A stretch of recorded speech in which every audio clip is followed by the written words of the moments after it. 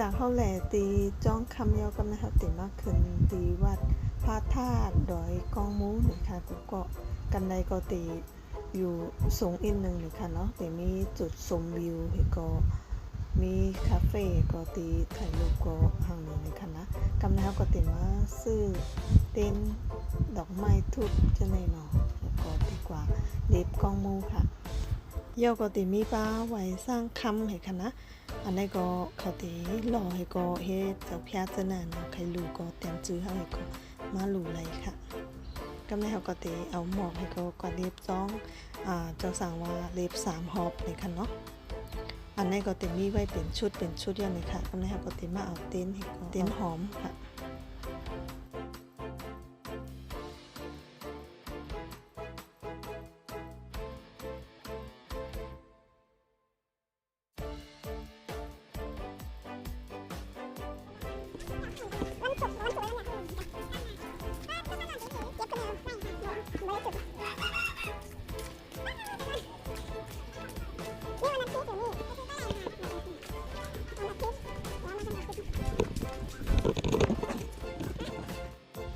สังเกตว่าเขาเล็บ3 หอมเดียวกันในเขาก็ตีมาไต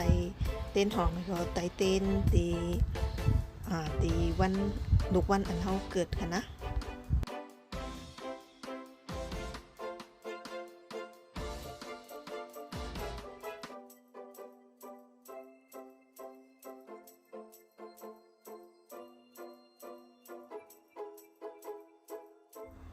กำในเขาเต็มมาชมวิวพิมพ์รอบตีจองกองมูเลยค่ะเนาะ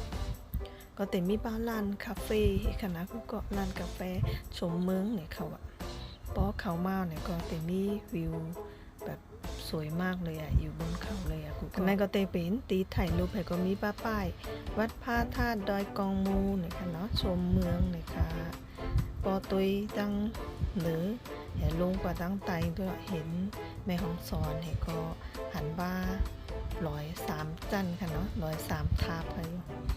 แล้วก็มักกุมทำป๊อเผือลงกว่ามดค่ะนี่อันนี้ก็ชมวิวไปกินน้ำไปเย็นชื่นใจมากเลยก็